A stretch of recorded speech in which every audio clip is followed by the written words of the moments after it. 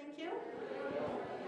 Welcome everybody to the Temexw Treaty Association WHAM What About Me workshop. We're going to have an opening prayer, a welcome to the territory, and a welcome by the Temexw Treaty Association Chair. So at this point, I would like to announce Tom Bob from the Nanuus territory, and he will do a welcome for us. Thank you.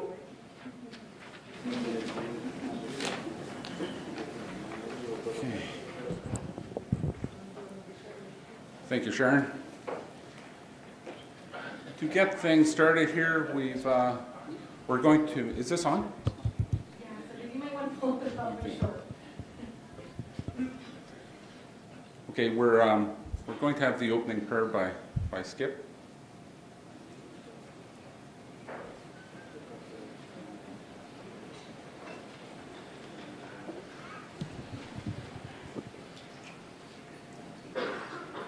My dear friends and relatives, we thank you for being here, but because we're human beings, we're always asking for things, but tonight and today, tomorrow, we'll say, Haichka, thank you. Thank you to the Creator. Thank you to the Creator for looking after our elders. Thank you for looking after our youth especially.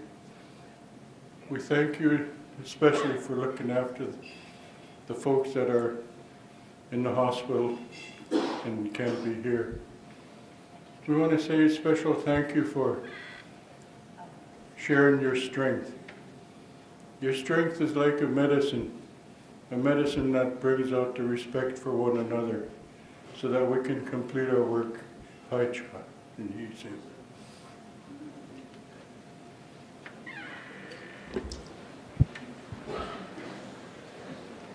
Haichka, Skip.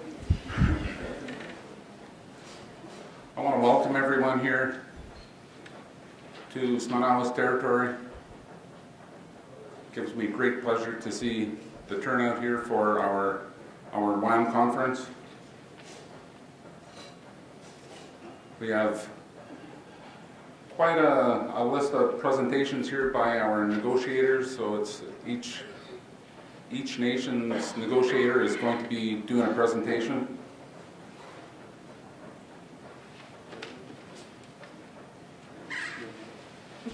So I ask you to, if you have any questions, please ask them during the presentation so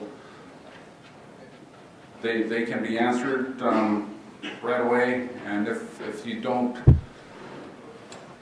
feel like raising your hand or asking the question, you can maybe direct your question to your clerk and have them ask it for you.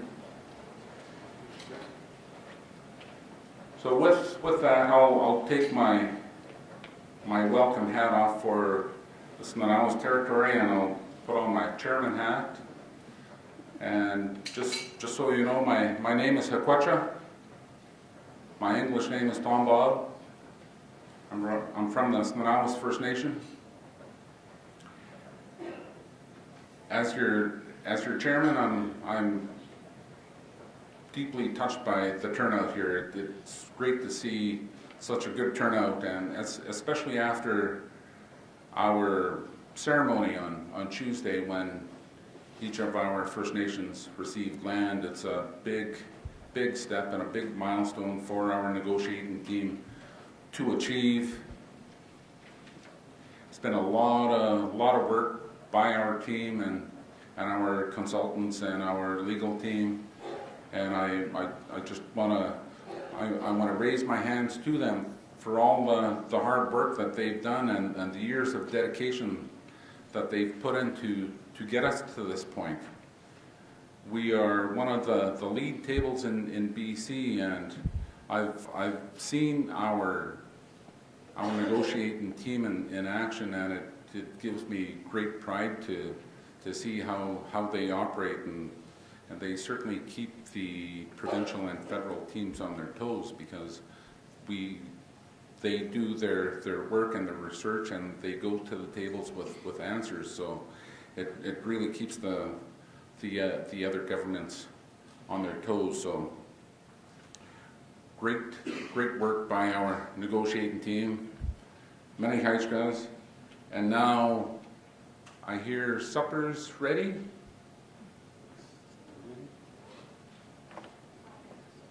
Five minutes? We have 5 minutes, so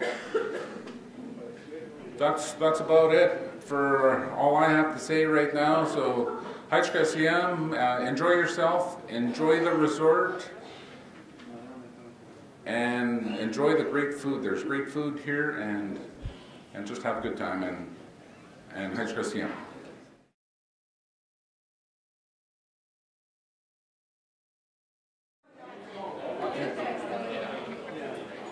Can I have your attention, please?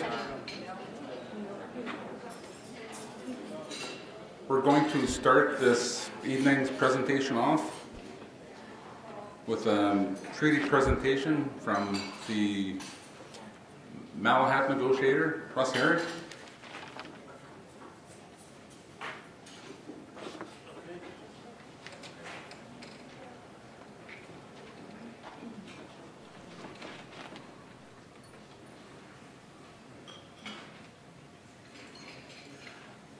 Thank you, Tom Bob.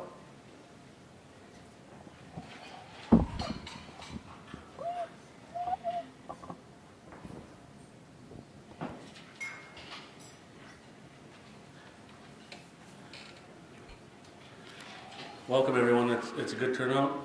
Thank you all for coming.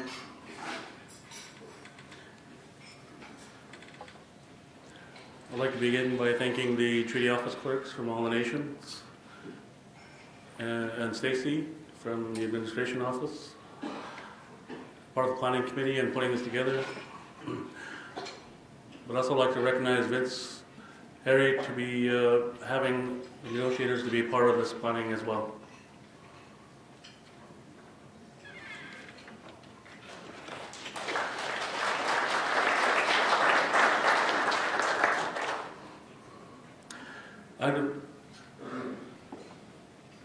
I'll be speaking about the recent signing of the incremental treaty agreement, which has just been signed on February 26th.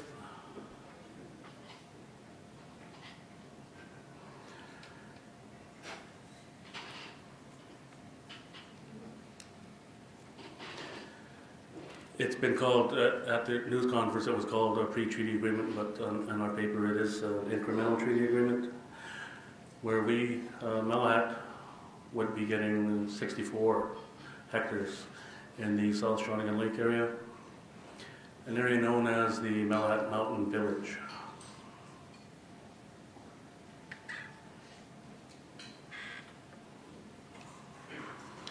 We'll be getting this land on an as-is, whereas basis. It can never become Indian Reserve lands. But when we get to a final agreement, it would become treaty settlement land. So on an as-is, whereas basis, it's going to be held in fee simple. Another more simpler term is private land. Land will be held by the nation through an economic lands development company that has been formed prior to signing the agreement. The land is in the Cowichan Valley Regional District, and as such we're subject to the zoning and the bylaws as we're in that area, as well as we're subject to federal and provincial laws in that. And that includes in land taxes, paying for land taxes, and insurance requirements.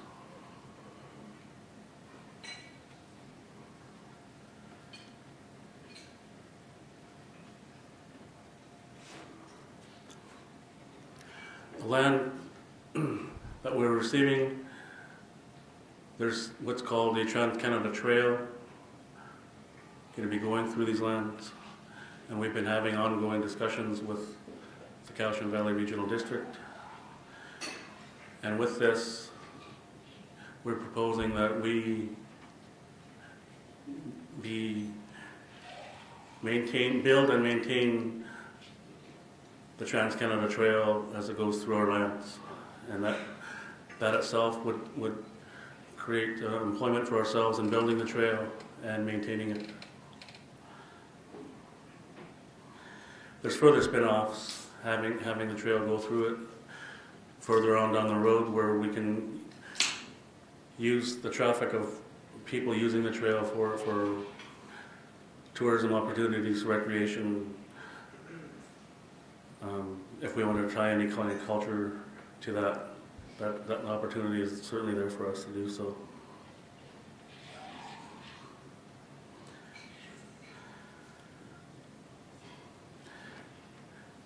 At the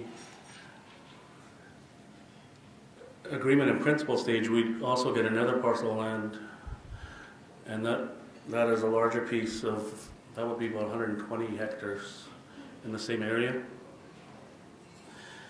And if things go to our work plan as it is, it's set for December early next year. But certainly we're hoping that it gets done on schedule. And that would be this calendar year or early next year.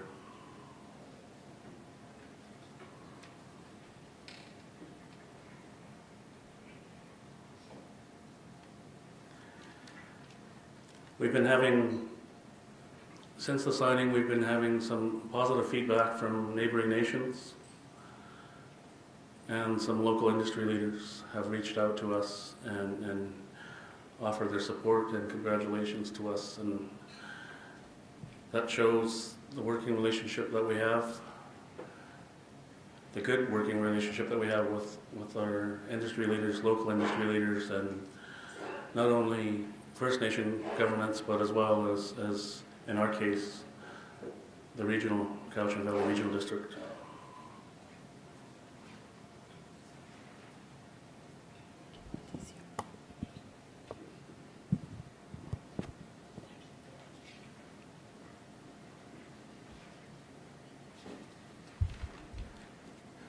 I didn't bring any maps with me, but as I know, a lot of people here have been in part of the community meetings that we've had. I've left that at home, and today is not by any means a stop in our communication with you. So that map will be available for you to see at our office, and as well as a hard copy of today's speaking notes for myself. I don't have anything. It's just my own notes here. So.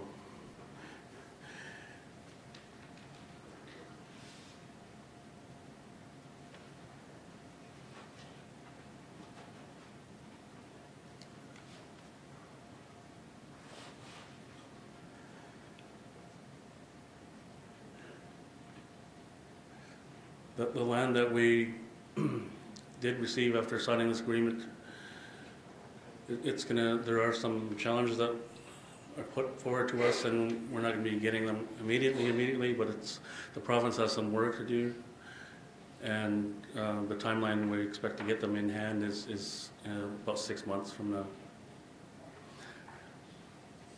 The economic benefits of these lands for ourselves would be creating employment through forestry,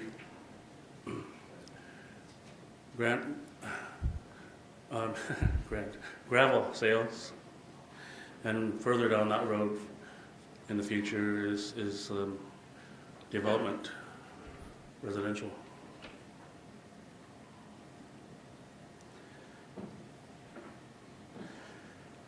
So that's in a small type frame, what we've done, signing with the province has done a lot of work for us to get this far, and we certainly appreciate them coming forward and bringing this to us now, where we can get benefits now as opposed to waiting for a final agreement.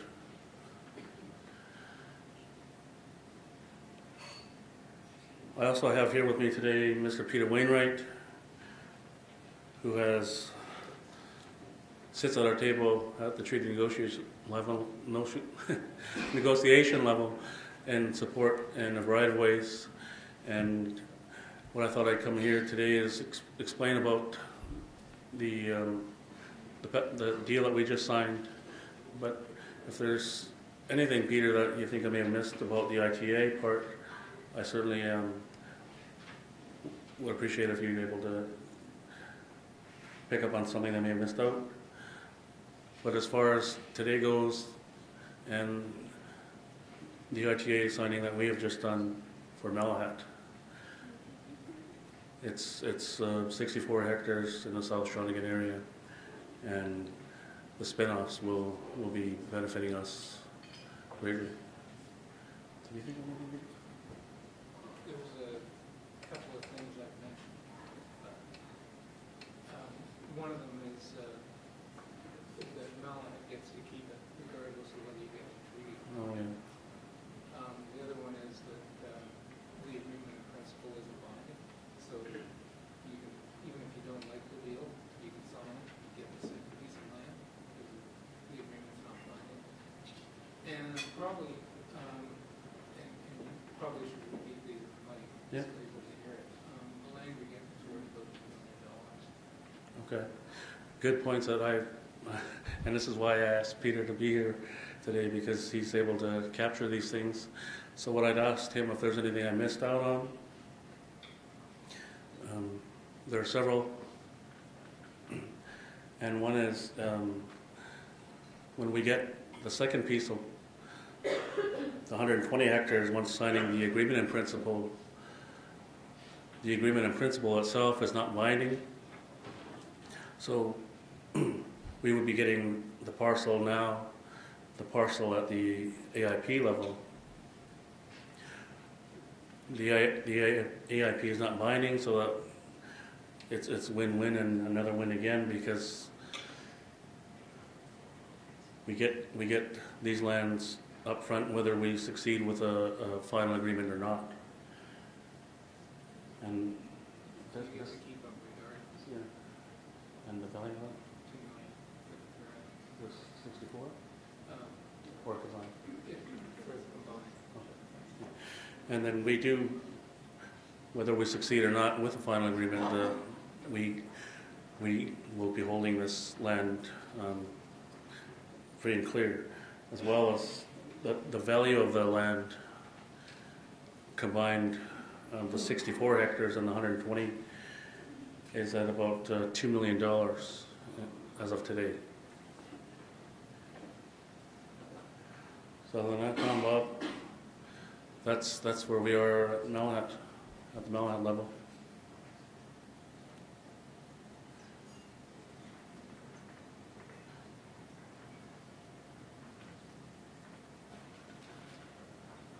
I'm certainly open to questions.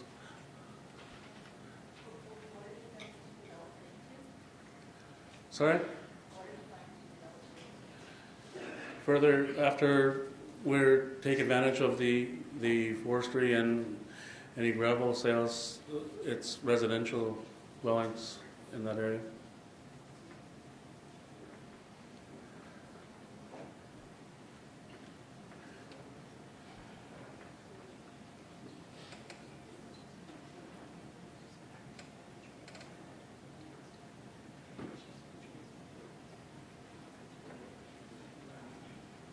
Okay. If,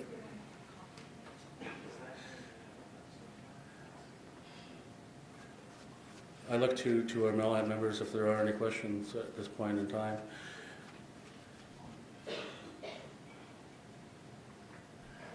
If you don't want to ask them here, you're certainly welcome to come and see me individually and ask myself or Peter or anything.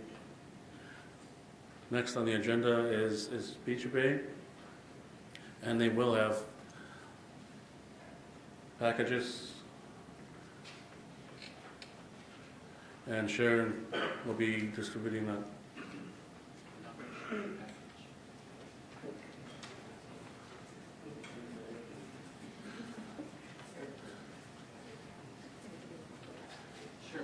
Thank you all for listening, and I hope this has been helpful to us, to you, and look forward for the rest of the today and tomorrow's outcomes. Thank you.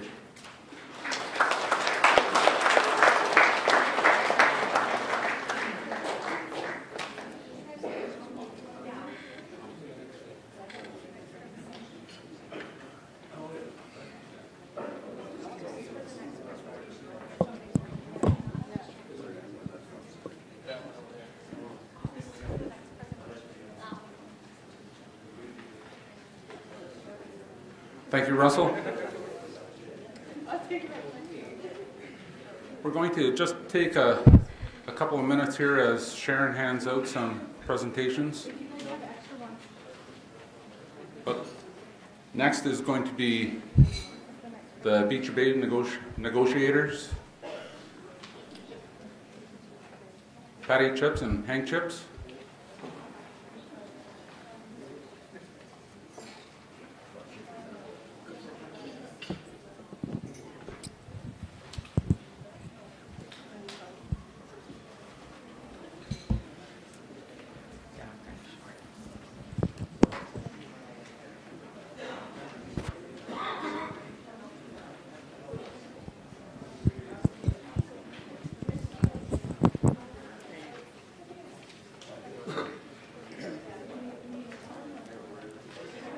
Before we start, I'd like to ask Chief Russ Chips if he could say a couple of words, please.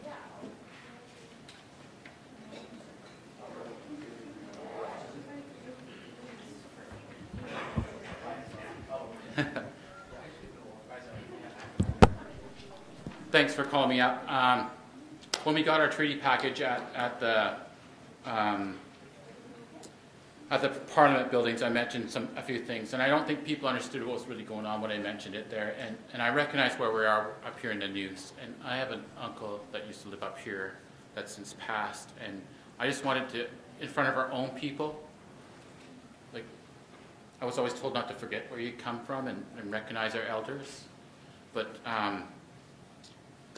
when we got our package, I noticed that we were missing a face there, Wilson Bob, and it just really saddened me. I was happy that we got the package, but it was sad to me that he wasn't there with us, and now we're up here talking about it again, and I just feel that Beecher Bay needs to stand up and recognize the fact that he has fought for us.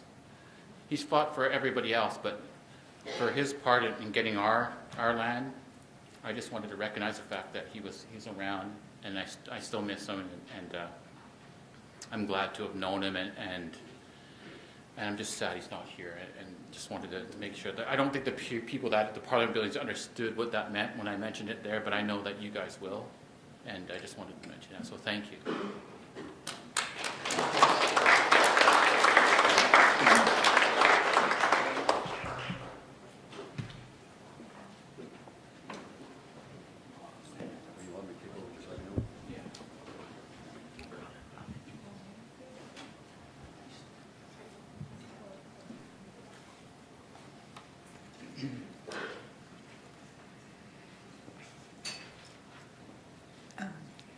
Gee, this is weird.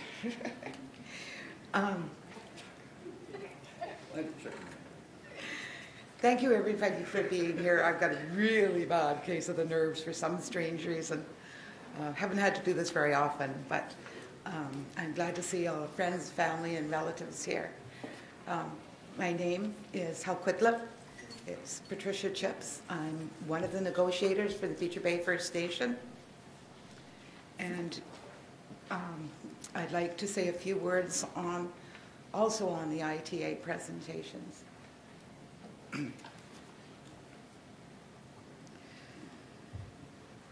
On Thursday, February 26th, 5 First Nations signed incremental treatments, one for each First Nation. These agreements marked a major gain for each of our nations. They result in a transfer of valuable lands to our nations, what we can use for economic development purposes. These lands will be held in fee simple and will also not be subject to the restrictions on developments posed by the Indian Act. These agreements mark a significant step forward in the treaty process and reflect a significant process that we have made and the hard work of our negotiating teams. These agreements do not commit us to signing an agreement in principle, nor do they commit us to signing the final agreement. Can you hear me now? No final agreements will affect you or your families unless approved by each First Nation in their own referendum. For many years, we as negotiators have negotiated in good faith with the federal and provincial government. And until now, we have had nothing but words and promises to bring back to our membership and our communities. We are finally at the stage in the treaty process where we have a tangible benefit for the members within the treaty process. This benefit is coming to each of our 5 nations in the form of land. And the process is called incremental treaties. Our First Nations have identified and expressed interest in various parcels of land within our traditional territories. Please note that the lands selected for ITAs or incremental treaties are all provincial lands. There has been no agreements made with the federal government as of yet. Each of our 5 First Nations are currently in the process of land transfers from the provincial government. The land being transferred is an advance on our land package and is to be considered part of our final settlement. These transfers have been set up in a form that will keep each nation out of harm's way. And in addition, if for any reason that our nations do not reach a final agreement or the treaty process fails, all lands that have been transferred will remain ours. Each nation has formed a corporation. These corporations will be the holders of the transferred lands. The lands will be transferred in a fee simple form. A fee simple form means exactly the same way that a non-native person would hold land. These lands are not to be considered reserve lands. They will be the same status as your non-native lands until treaty final settlement. This also means that there's costs attached to these lands. Expenses will be in the form of taxation and insurance. Revenues made from these lands should go to cover the costs. There will be many economic development benefits associated with these lands. For our nations, we are looking toward forestry for a start. I cannot speak to the other economics of the other First Nations, but the opportunities are endless. There are corporations set up. There was very little time between the transfer of the lands and the corporation set up. The corporation had to be in place first before the actual transfer of the lands. And we had very limited time to complete the details of the setup of the companies. The corporations are named traditionally after each First Nation. The corporation or designated company has a bear trustee who is the sole shareholder of the company. This person must be a member of the band, but does not need to be a member of council or reside on reserve. The directors, there must be at least one director for the company. This person does not need to be a member of the band or reside on the reserve. The board of directors manage or supervise the management of the designated company and can be replaced by the bear trustee as directed by chief and council. Our treaty lawyer, Robert James, will be in attendance tomorrow. And if there's any really hard technical questions, I'd like to refer those to Mr. James or to Peter Wainwright, who is here this evening. And with that, I would like to introduce my co-worker, Henry Chips Nachapa.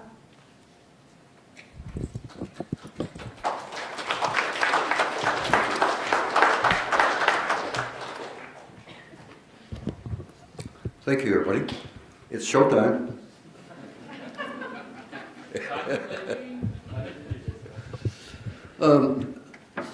First, I'd have to explain to you what WHAM is. What about me? We've had a workshop for youth. We had a workshop for elders. And Russ came to us about a few years ago. What about me? The people that aren't youth, that aren't over 50. So that's why we started these conferences for you, to include everybody.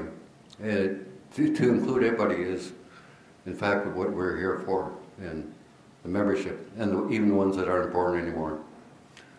And on that note, let's thank you all for coming. I haven't seen a lot of my nieces and nephews in a lot of years, and it's sure nice to see them. Our paths cross each other on the road, mainly, and we never stop by their house or have the time to stop by, but it's sure nice to see you all here tonight. And it was a good dinner. I'd like to thank Sun House, allowing us into their territory. It's been a nice meal, and I'll start with my presentation now. My presentation's a little different. Got to keep this mic close to you. I started off with it. It's the Temexw Treaty Association is comprised of 5 First Nations: Beach Bay, Malhat, Nanus, Songhees, and Suk, or Tasuk. These nations are independent of each other and have come together to negotiate 5 independent treaties. TTA holds, I can't read and trying to speak into the mic at the same time. TTA holds the loan and distributes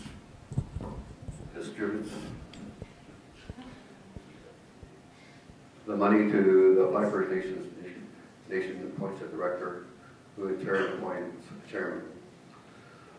We've been in this treaty process for 20 years and are within the reach of an agreement in principle. The provincial government is transferring Lot 121 to Beach Bay. The nation has an incremental treaty agreement. The transfer of the lands is to provide economic development, provide jobs for Beach Bay First Nation, and advancing signing of agreement in principle. The provincial government wanted to transfer land in 2 phases, half at the sighting, which is February 26th, and the other half on initiating the agreement in principle. But in our case, there was a access problem, and we got the whole transfer at once.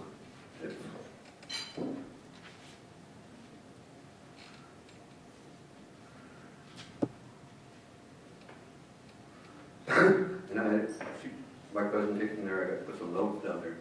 Lot 21 will belong to Beach Bay First Nation, regardless of whether we enter into a modern day treaty or not. It's ours. An agreement in principle is at least 2 years away, and we'll be working on that for the next 2 years.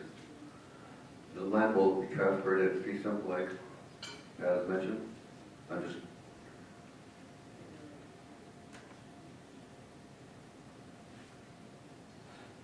The land is subject to municipal zoning and laws. In the case of Suk, we're a municipality, and must apply to provincial and federal laws. Land is also subject to all land taxes. For Lot 121 is zoned for logging. The lot can be used for collateral or bank loans. And when I was talking to Pastor Jazz 2 times, they said they were waiting for their incremental treaty arrangements so they could actually do that to improve their campsite. The provincial government wants to show progress in the negotiation, thus in signing the incremental treaty agreement would provide a progress at the main table. In this, about a year ago, we knew about the incremental treaty agreement, and we received notice that everything was rushed through. It went pretty fast. But as Pat mentioned, we had to have these companies set up. In February, the Chief and Council of the Beach Bay First Nation were informed that in order to get an incremental incremental treaty agreement, they would have to set up a company to handle the land transfer, the chief of council, director, negotiators, then would read and vote, send it to the corporate structure on February 2013. At this meeting, everyone was told that it was a good idea to have this company set up by February 15, 2013. So it was a tight frame. And on February 26th, we signed the incremental treaty agreement. Chief Russ Chips signed the incremental treaty agreement, along with one of our members that started the treaty process, Chief Charles. He was one of the incremental people starting the whole association, and we haven't had many of them left. A lot of our fellows, what was the word? When we started with us, aren't here anymore, and a lot of people passed on. And thanks, Russ, for recognizing my cousin. We're all related to each other somehow, some way. And when we sit in different tables, mingle with each other every once in a while. And if Wilson was here, he would say one thing to you. Hallelujah. Like that. And we've done good. Yeah. Okay. And that's the end of my presentation. I'm a bit nervous. I've done this before. But those guys, other fellow negotiators at the summit, when I first spoke there one time, I told them, stay close by. 2 hours passed by. Then my turn to speak. They all scattered. Left me to the... Anyway. Okay, have a nice night. The members need to see their treaty clerks right now before you leave, and for their night bags? Yeah, for your little night bags here. And registration is at 8 o'clock tomorrow morning at breakfast time. So with that, so just make sure you talk to your, go see your treaty clerks first before you leave, please. And we're same room? Breakfast here at 8. Okay, yeah, same room tomorrow morning, breakfast here at 8 until 9, and then presentations will start. With that, I want to thank the negotiators for the presentations, and I want to thank you all for being here. Aici Garcia.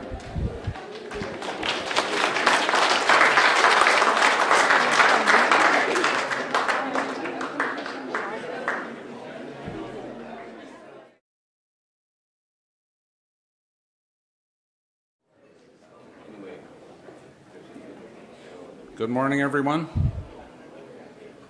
We're going to get started here now, so I'd like to ask Skip Dick from Song East to come up and do the opening prayer.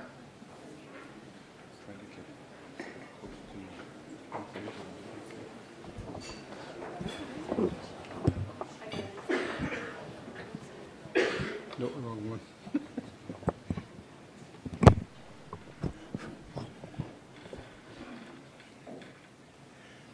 Good morning, everyone. Maybe. Good morning, everyone. Yeah, much better. Thank you. Time and time again, as we move into the future, a lot of us will be asked to facilitate or to lead in a meeting. But in our school act, in their wisdom, they said, "Thou shalt not pray." But now it's started to become more lenient. Our high schools, universities, and elementary classes are allowed to say a prayer to begin. Because when we're taught from home, we start with a prayer. And I really appreciate our leaders saying that what we have to do. We must carry that on.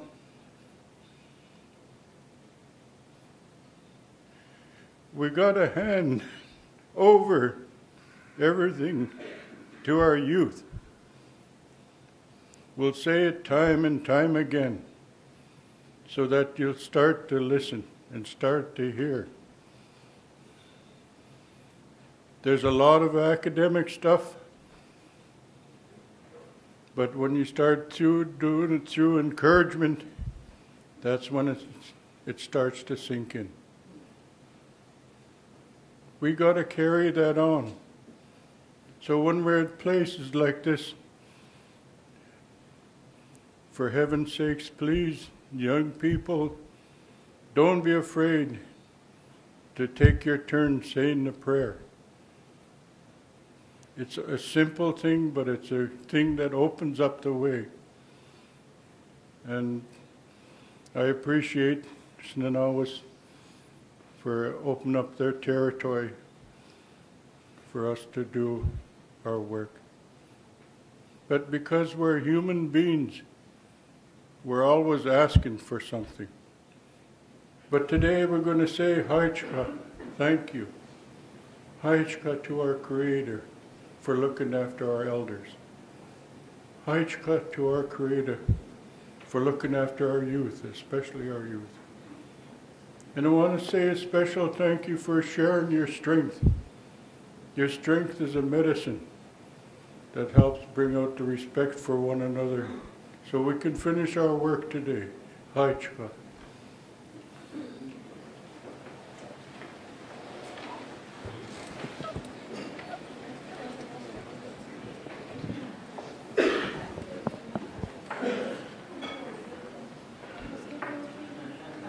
Thank you, Skip. Now, just before we get started with the agenda, our agenda is going to be shuffled around a little bit here. Our lawyer, who was going to be here at 10:45, has come down with the flu, so he won't be here today. But we're lucky enough and fortunate enough to have Peter Wainwright to fill his spot. But before we get started, Snanawas negotiator Wayne Edwards wants to have a couple of minutes on the mic here. So, Wayne.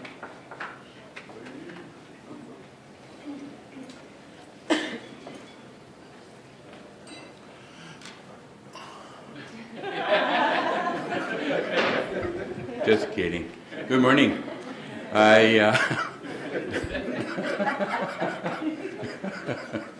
I've seen that once.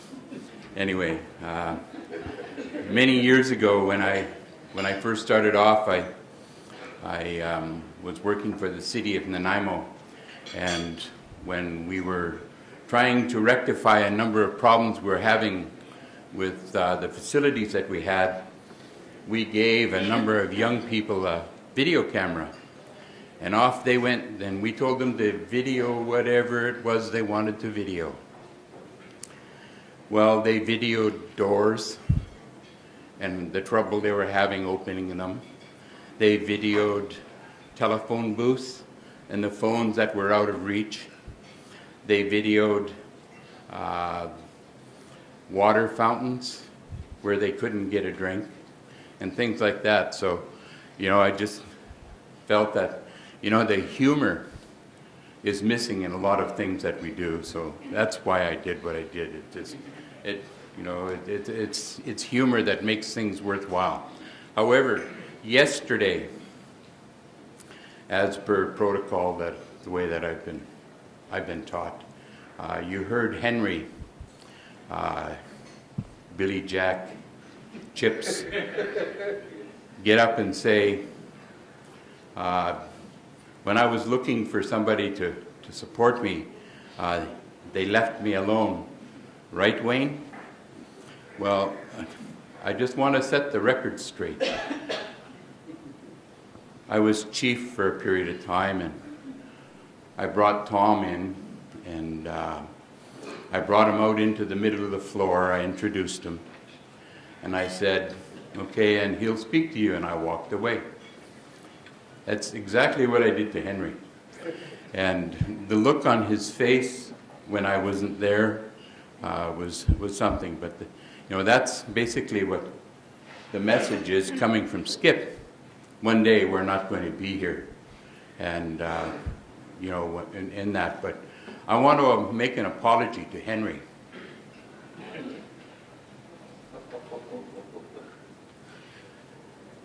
So, Henry, I brought something with me. It was made by my sister Karen, Bob. It's my late uncle, his daughter. Just to say, he matters. Thank you so much.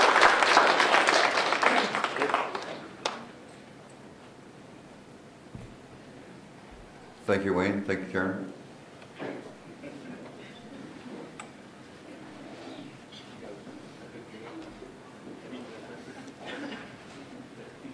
Thank you, Wayne. It's always good to start off with a little bit of humor. But just wanted to say I hope you all had a good sleep and woke up to this beautiful sunshine in our beautiful territory of Temexw. It's certainly a sign of spring is in the air. So to get on with the agenda here,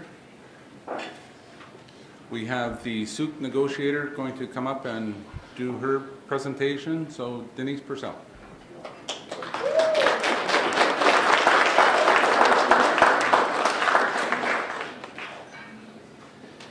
Okay, good morning, everyone. Thank you, Temexw, for allowing us in your territory. Denise Purcell from the Souk Nation, and I'm glad to see so many people here today because I'm going to talk about a subject that most people shudder when they hear it. I am going to talk about taxation. Now, though we haven't agreed to it in our treaty, there will be a taxation chapter, and other First Nations that have treated, such as the Nishka, Tawasin, Malnuth, they have actually already agreed to it. So it's kind of, it's going to happen. But what I want to try and get you guys to do is start thinking about that it's really not that scary. I want to point out that we actually already pay taxes. Every time you go to the store, if you're not on reserve, you're paying taxes. And even actually if you are on reserve, a lot of First Nations now have implemented their own taxation where they take a portion of the tax off your motor products, gas and such, cigarettes, and actually alcohol as well. Let's see.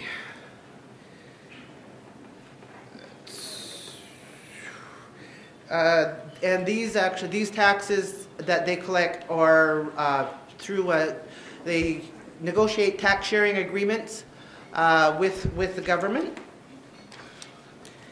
And if you're employed off reserve, you pay taxes, provincial and federal taxes. Under the proposed treaty, you would not lose your tax exemption right away. It would not happen on the effective date for transaction taxes. They would start as of the first day of the first month of the 8th year after the effective date of our final agreement. And all other taxes would be effective on the 12th year. So it's not going to, like if we treaty tomorrow, you're not going to lose your tax exemption tomorrow. It'll take 8 years for that to happen.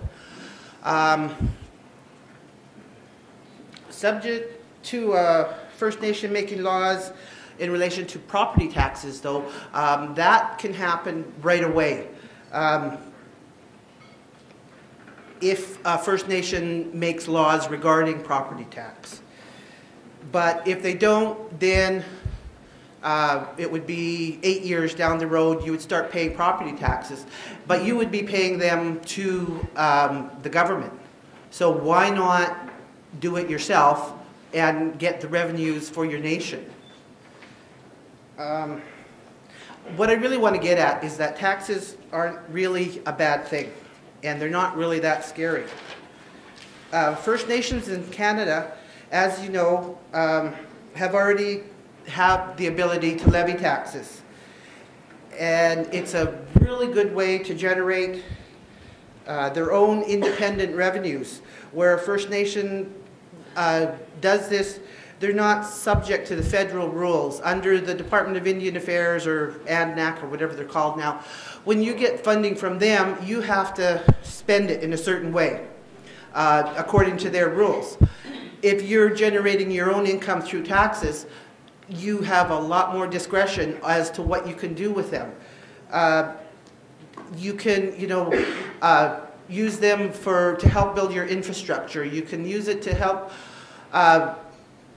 with your education, with different services. And what I like to use as an example is for the Sauk Nation, if we just started with property taxes, but the more we get into it and the more income you get, because with property taxes right now you can levy taxes against leaseholders or non-natives on your land. And this could, if you have a lot of development on your land, you could generate a lot of income. And like in the Sauk Nation, we, when it snows, like many other nations, we are at the liberty of good neighbors to maybe get our roads plowed. There's been many years where you get a foot or something of snow and there's nobody around to plow your road. If you had tax revenues, you could have the equipment necessary to plow your roads. That's just an example. Now, there are several types of taxes that First Nations can levy. There's the First Nation sales tax, which only Indian Act bands on reserve can levy, and this covers on reserve sales of motor fuel, alcohol, and tobacco. As of 2011, November, there were 8 Indian Act bands levying the sales tax, generating more than $6 million per year.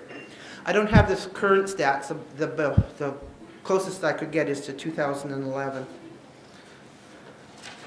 The next sale tax you can levy is the First Nations Goods and Services Tax. It's levied by Indian Act bands and Aboriginal self-government First Nations. This tax is the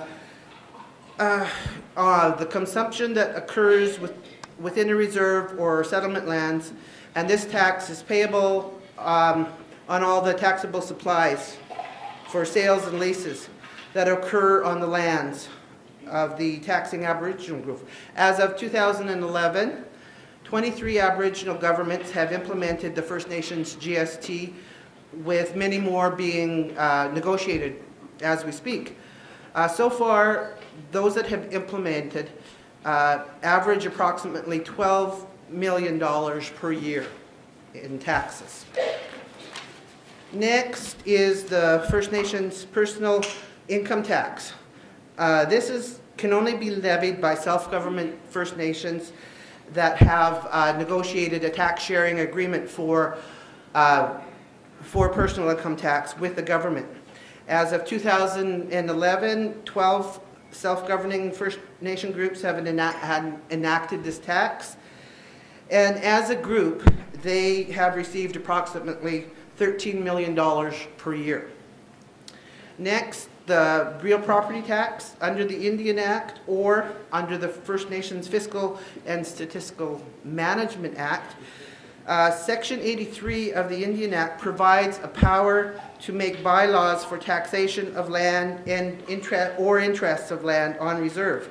A total of 134 First Nations, as of November 2011, currently have enacted bylaws under Section 83, while another 60 First Nations have enacted bylaws under the Management Act, and the annual revenues for 2011 exceeded $70 million.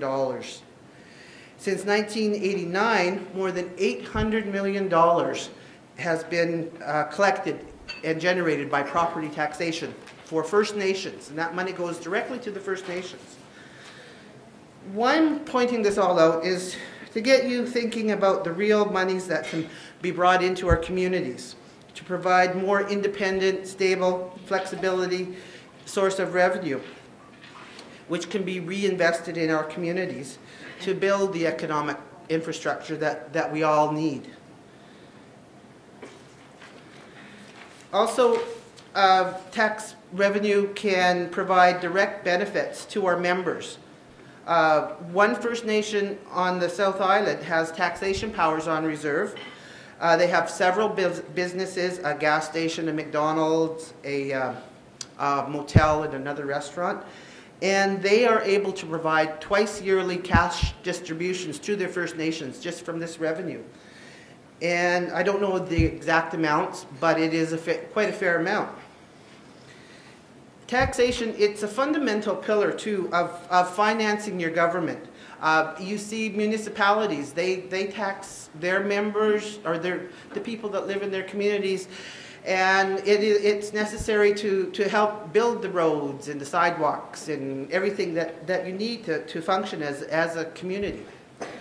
It enhances the good governance by nations in that it makes people more responsive to the the government's are more responsive to the service preference of the citizens, like the members. And it increases the government emphasis on the prosperity of the citizens. If they're taxing you, they want to make you happy. They want you to thrive. There is a body called the First Nations Tax Commission, whose goal is to help First Nations build tax systems and improve the service and infrastructure so that First Nations can build their own economies and attract investment and create jobs. The Tax Commission provides guidance and a lot of training to support advancing First Nations self-sufficiency and economic growth. They have certificate programs for financial managers, and I know there's people in our First Nations that have already started taking some of this training. And you know, just by the figures that I read to you, you could realize how much money can come from that. But like I said, it won't happen overnight because of the way that the treaties are written.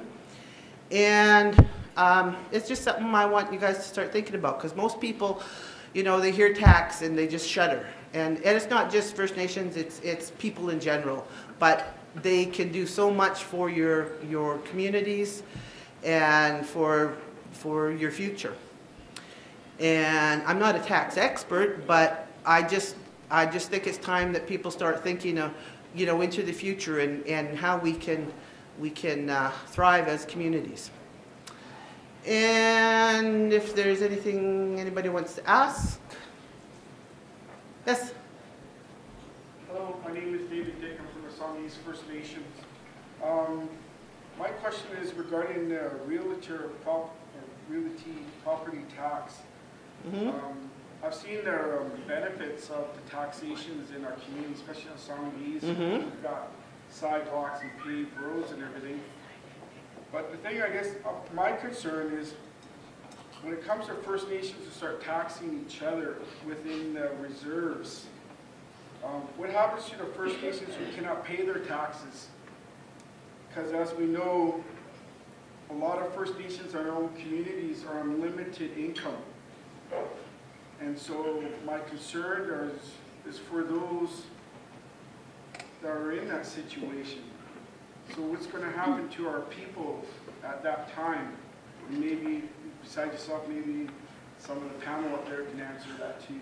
Thank you. Yeah, well, we actually haven't negotiated the actual how the property tax will be assessed, but to I think what we've always thought as a fundamental is that if you don't have it, you can't, you can't be expected to pay. If it's band-owned housing as well too, the band can't tax itself.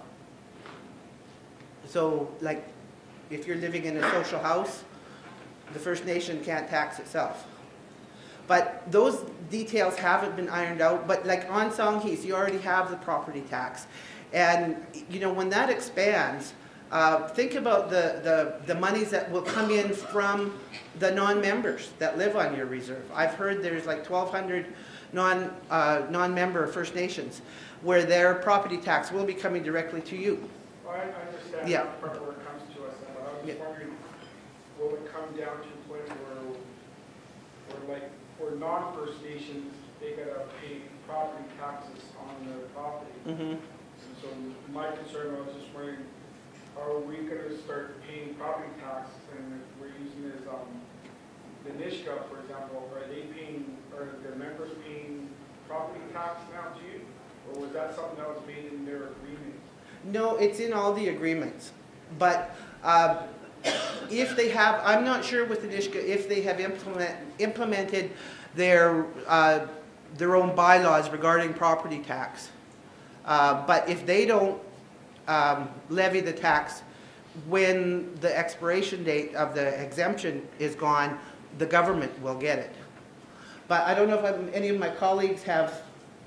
The way it works is that your First Nation government gets to set what the property tax rate is. So it's actually optional. If you don't want to have property taxes, you don't have to do it. If you want to have property taxes, your government figures out what the rate is. The thing is that if you're going to have property taxes, it has to be applied uniformly. So that what that means is everyone winds up paying.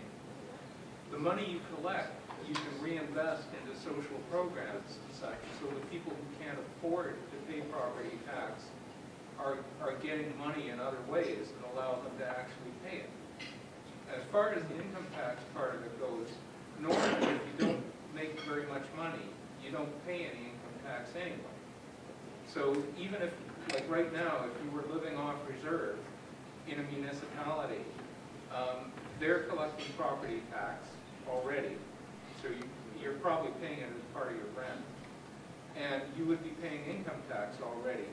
And if you're not making very much money, basically you just wouldn't be paying any tax because you have to make a certain amount of money before you actually start to pay.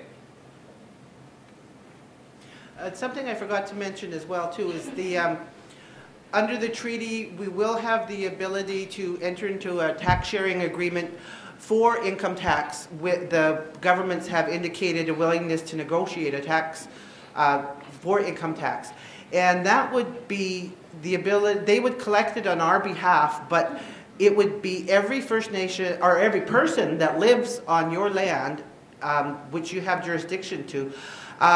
Non-members, you would be collecting a portion of their income tax as well. So that's another stream of revenue that will be available to First Nations. So I think it's the way of the future. We need to. It will help make our nations way better. Russ, you had your hand up before Debbie. So you're saying, like, Granny is Beecher Bay, for example, we don't actually have certificate of possession out at Beecher Bay, so no one really owns the individual land, so we wouldn't be charging people in the houses land tax because the land actually owns the land. Is that what you're saying? Yeah, and unless something else is figured out. Well, I'm assuming that you would tax things like water, because if your neighbor got the sprinkler going for 2 weeks, that's a cost to the band, and that would be taxed, something like that. Yeah. Peter? Yeah. After treaty, there won't be any certificates of possession. So you, the First Nation government, will just own the land. So your Beecher Bay government will own the land, and you'll do whatever you want. If it's your land, you're obviously not taxing yourself. As far as water goes, most local governments don't tax that. They actually charge it as a utility, just like your cable bill or your phone bill. So the more you use, the more you pay. The thing is that if your government wanted to, they could say every one of our citizens gets a certain amount of water delivered free, and you only pay for anything over and above that. So anyone who's making a reasonable use of water isn't going to get charged, and anyone who leaves the sprinkler on for, all through the winter should pay for it. It's totally up to you how you set it up. Debbie? My name's Deborah Lazar from the South Nation, and I have some questions on how would we get the same rate charged on our income taxes as the government does now? That is to be negotiated. Okay. I think you could expect the answer is yes. It would be the same Yeah, rate? I don't honestly believe they'll let us do anything different than the rest of BC. And then within our nation, we started the property tax for non-natives that are occupying our lands.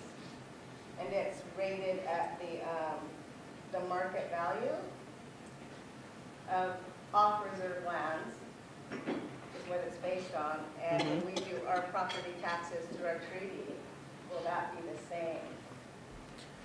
So like for my house is not very large on my lot, and when I talked to the property tax assessment, they said it would be assessed at $500,000 because of the area that it's in.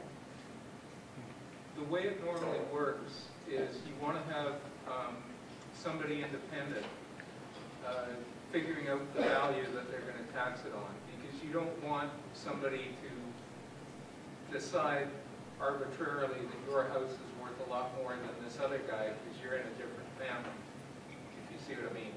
So normally, like the municipalities, the District of Sault, for example, is not allowed to decide what a house is worth. The assessment authority does that. What the District of Sault is allowed to do is figure out the rate.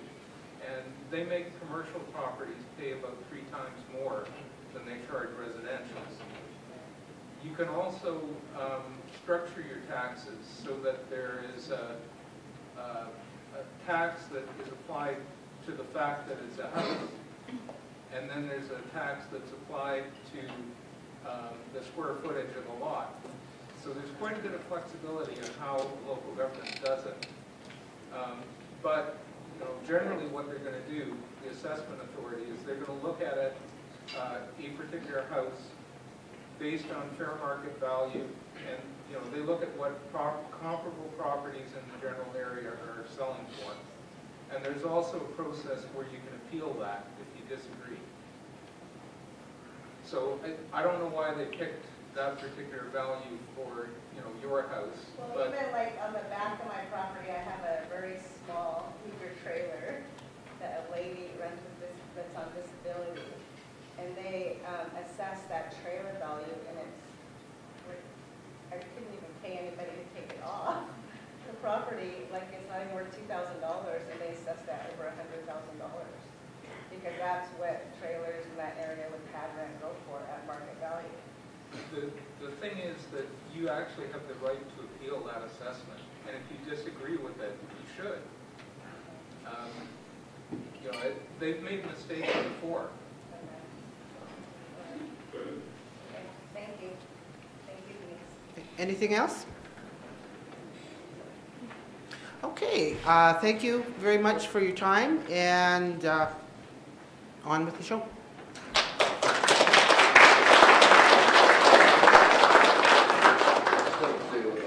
One thing on the tax. Currently, right now in Beach Creek, we have 85 members living up there. And I mean,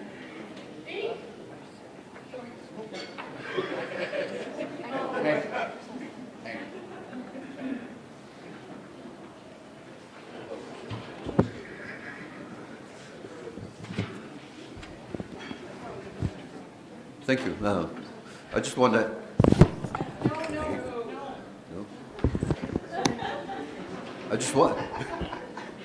I just wanted to add that currently right now in Beach Boy we have 85 members living on reserve. That's membership. We have 244 membership overall. The 30 are non-members of our First Nation that are living on reserve. And we have about over 200 people, non-Aboriginal, living on our campsite. And taxes are a good way of generating revenue from our non-Aboriginal, how would you say, clientele. But it could be work, and using assessment authority, we're not going to reinvent the wheel, we're going to use them. Everybody in BC uses them, and they're an independent body. And only time will tell whether it works out good or bad, but there is the right to appeal every decision. I just had to say that. Thank you. If I'm wrong.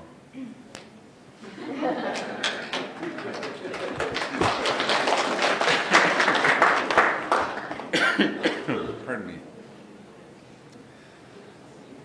Thank you, Denise. That's a subject that certainly catches everybody's ear is taxation, and in Snanawas, I'm working with First Nation Tax Commission in getting our nation ready for our tax laws, which will be implemented in 2014, but those are only going to be implemented to our commercial businesses and so forth. So we're trying to get ready for treaty with that. But and thank you, Hank, for your words. And now we'll move on to the Songhees negotiator, Skip Dick.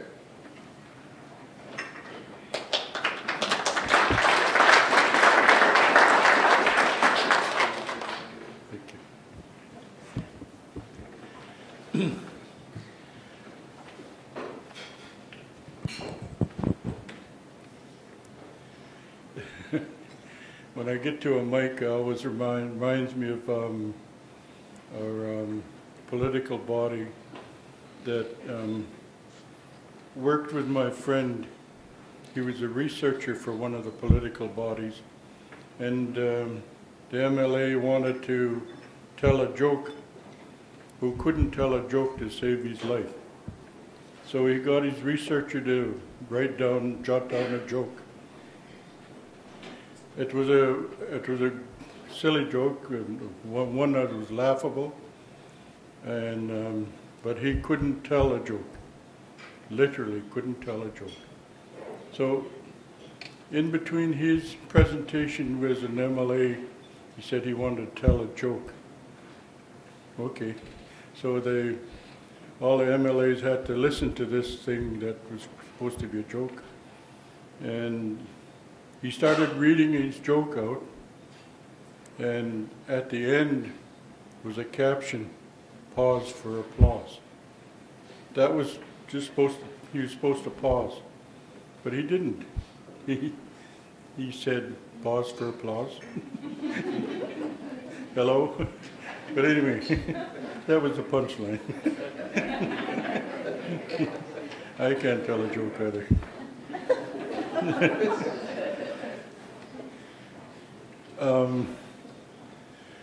I was really tempted just to say ditto, ditto, ditto, ditto. All my negotiators have been very thorough in reporting and telling you about the good news that happened with our lands that were allotted or planned to be allotted to our communities. And I didn't want to overemphasize the small lots that were given to us. But in speaking to Peter, he brought one thing to light, was that I'm going to use the word again, small. The little dots on the map that the province has given to us as Songhees people is a parking lot and another small lot, but the important thing to remember for our economic development is that it's going to be economically viable, which is a lot more value in that property than which seems to be, needs to be more. We need more land. But really that's the only difference between what was reported already, that is that our lots were few and a lot smaller but a lot more value to it, and how we set that up on our community in a company way that so that the people are able to make some money on it.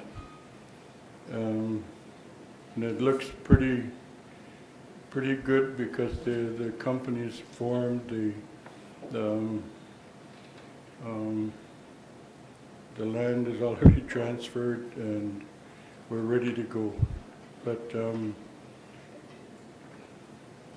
getting away from that, I can only say that for my community that we really need to involve ourselves in developing our own constitution, how we want to run our government.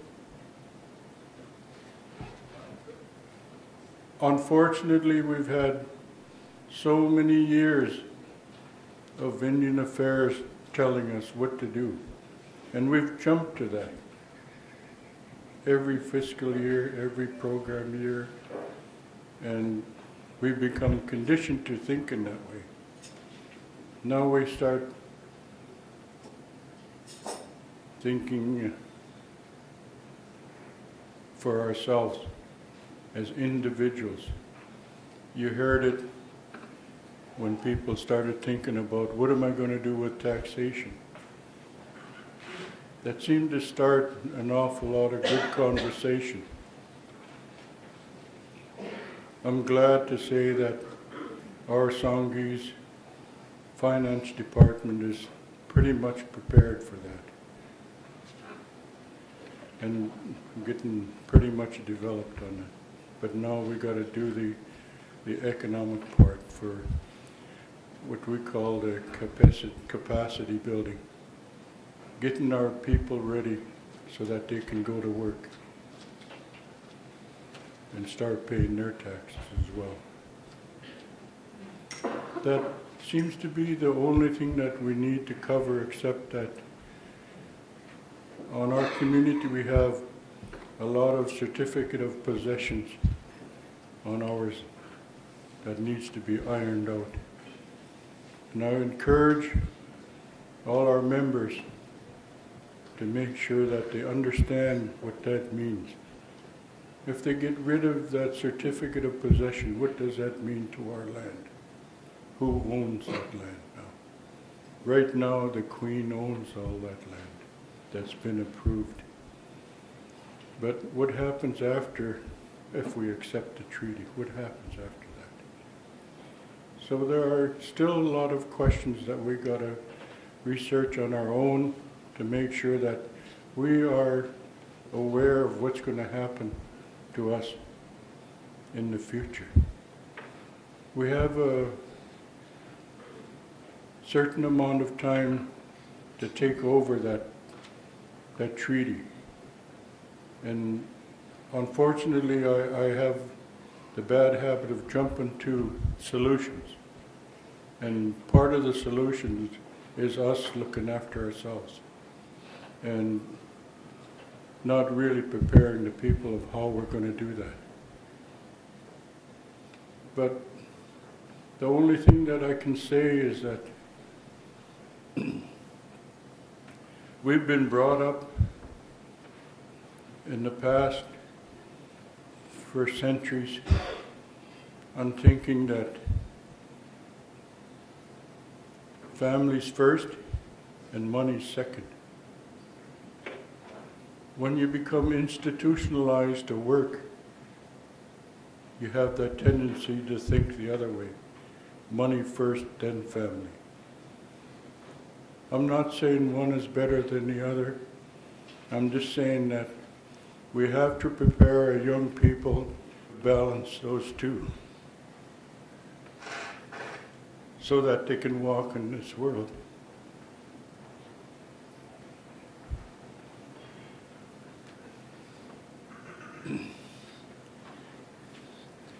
Almost got sidetracked again. Pause for applause. Sorry.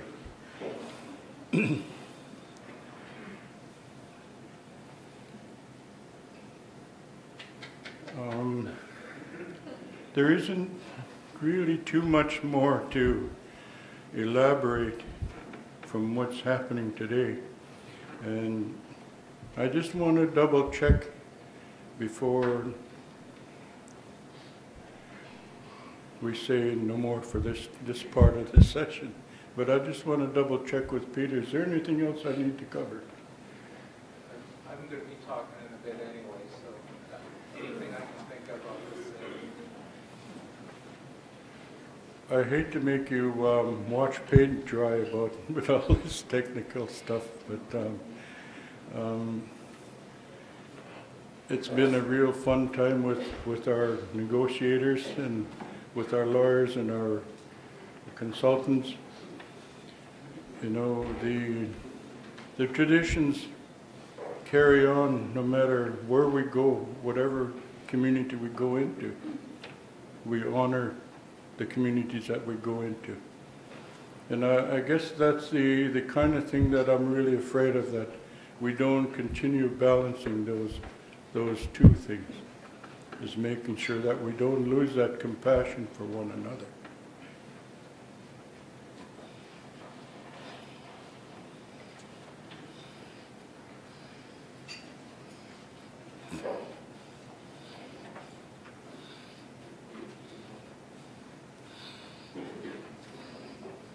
Our people are so important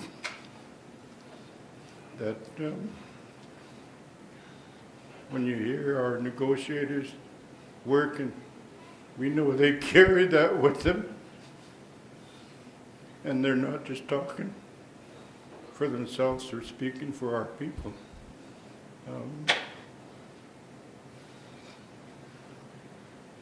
I wish I had a joke.